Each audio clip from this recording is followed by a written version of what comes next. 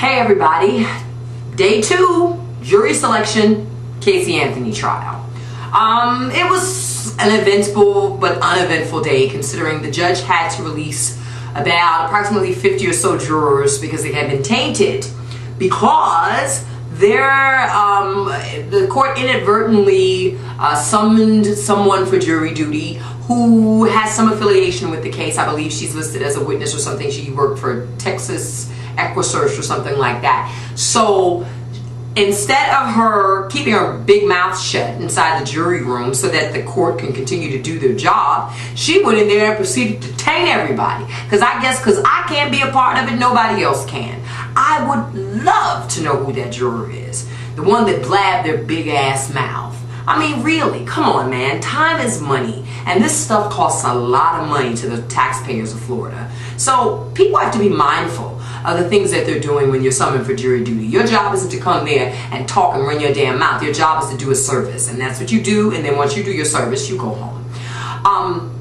So tomorrow, they're going to bring in more jurors and continue the hunt for more jurors for this trial, and hope to do this whole hardship elimination so they can at least come up with a good numbers and then get to the next batch of questioning for these potential jurors.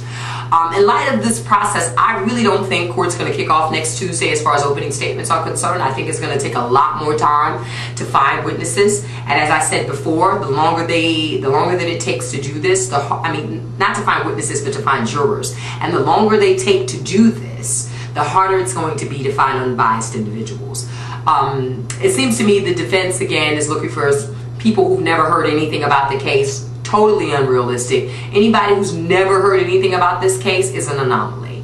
And their ass doesn't live in her jurisdiction where they're actually looking for jurors. So I think that they would need to focus on finding someone who may have heard some things about the case, doesn't really know a whole lot of specifics, and hasn't formed an opinion one way or the other because, frankly, they have other things going on in their lives that they care about.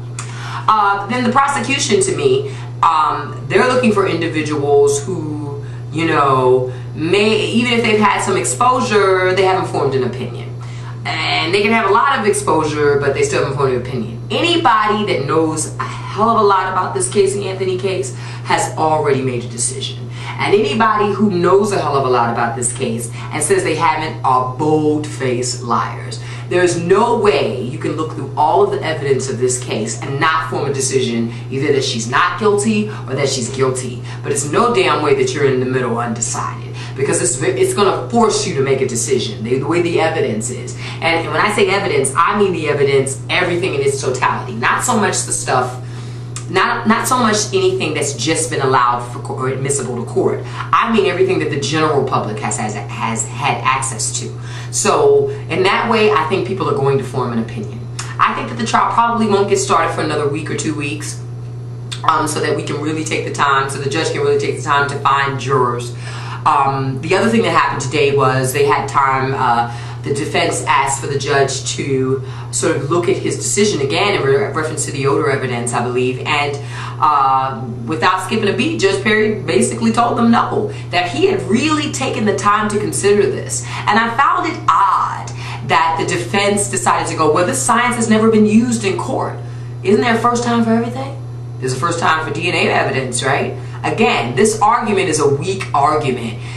I just don't think that you're going to keep good evidence out by saying it's never been used before. First time for everything.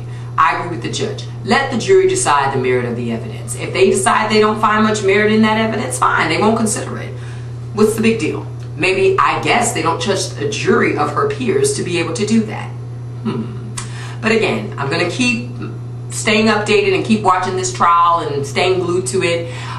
Thank you for watching, and thank you for, checking out my updates. And you're free to leave any comments or even your video response. That's great too. Thanks for watching. Check out my site at realawkwardmoments.com. Have a great day.